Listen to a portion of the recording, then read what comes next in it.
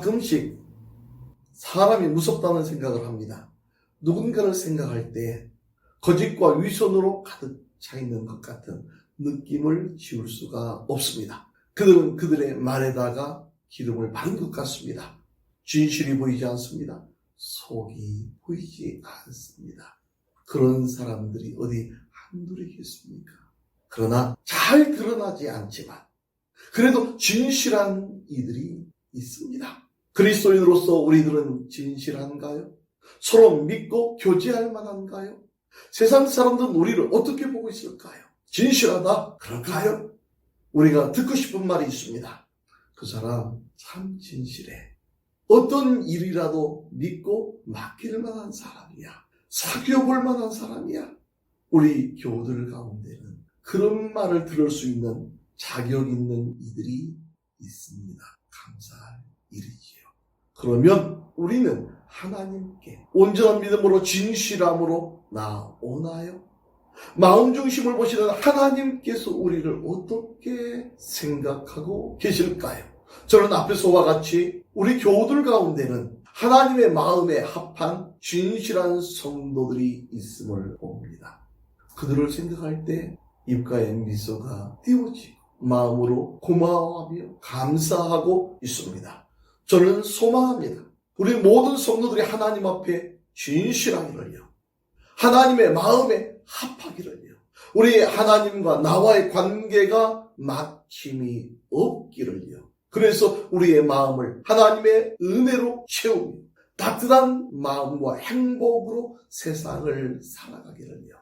오늘의 말씀은 하나님을 보며 은혜로 채우며 복으로 살아갈 길을 예수님께서 말씀하고 있습니다. 예수님의 말씀입니다. 마음이 청결한 자는 복이 있다.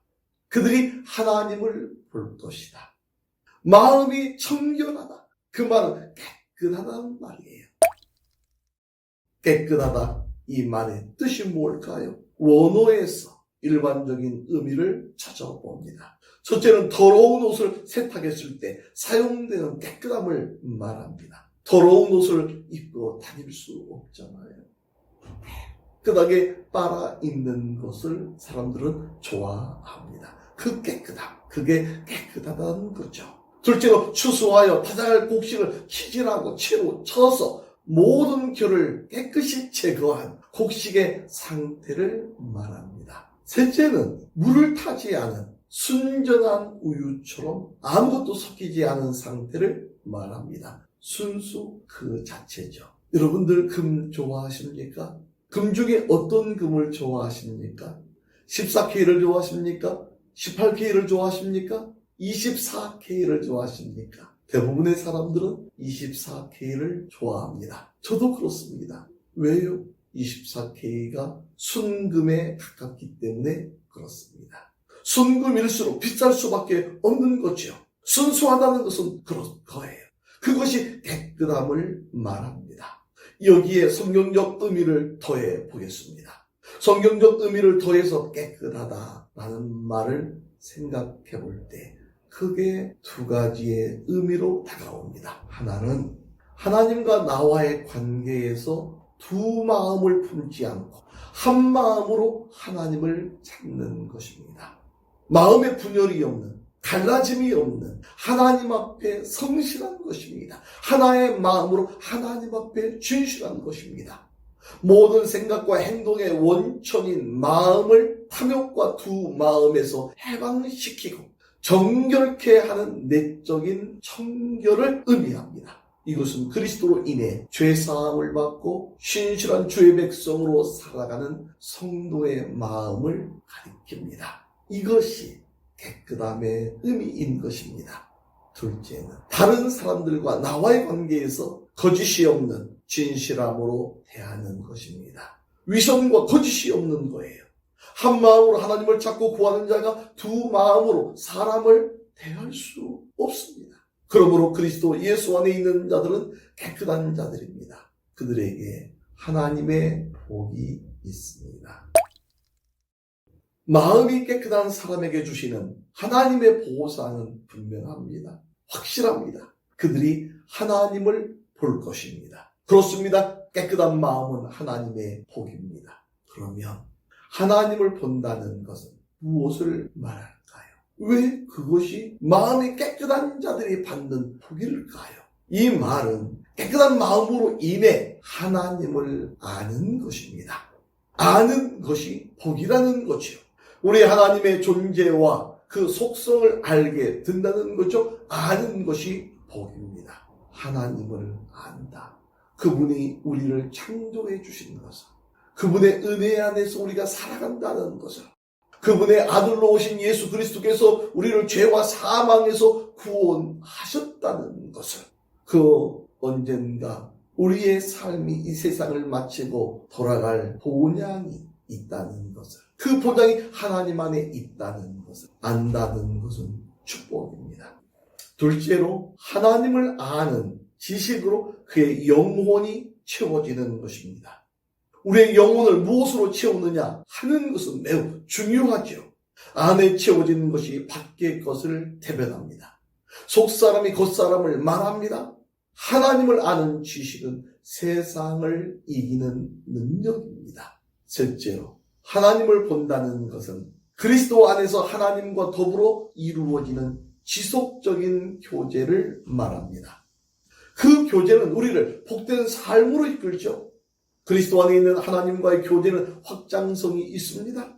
세상을 사는 지혜로 나타나고 다른 사람들과의 관계를 개선하며 살만 나는 세상을 만듭니다. 바꿔 말합니다. 떼먹고 더러운 마음을 가진 자는 하나님을 볼 수 없습니다. 그들은 두 마음을 가졌습니다. 때로 그들의 마음은 전쟁터입니다. 바울이 그의 서신을 통해 그 마음의 전쟁터에 대해서 잘 표현하고 있는 것들을 봅니다. 오라 나는 곤고한 사람이로다.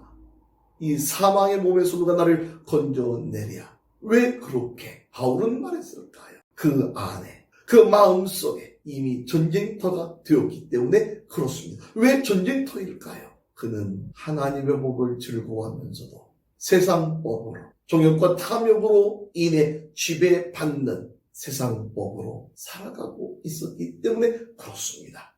완전한 사람은 없습니다. 우리 그리스도인들도 완전하지 않습니다. 그래서 두 마음을 갖고 살아갈 때가 참 많습니다. 그래서 우리는 하나님을 보아야 합니다. 볼 수 있는 하나님의 은혜가 필요합니다. 하나님 없는 인생은 불행한 것이고 그 마음은 전쟁터이고 삶은 고달플 수밖에 없습니다.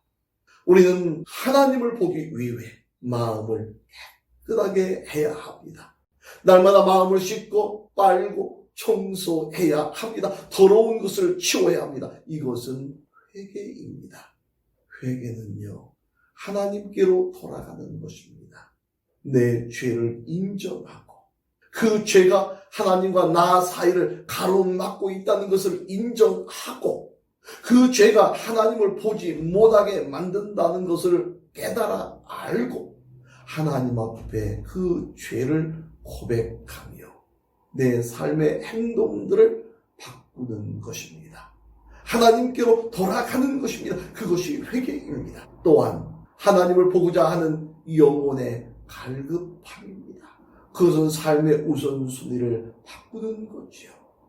우선순위를 바꿔야만이 하나님을 볼 수 있습니다. 만약 우리가 우선순위를 바꾸지 않는다면 이 손에도 세상 것을 붙잡고 저 손에는 하나님의 것을 붙잡고 같이 누리기를 원한다면 우리는 다 잃어버릴 수밖에 없습니다. 영혼의 갈급함, 우선순위를 바꿀 때만이 가능한 거죠.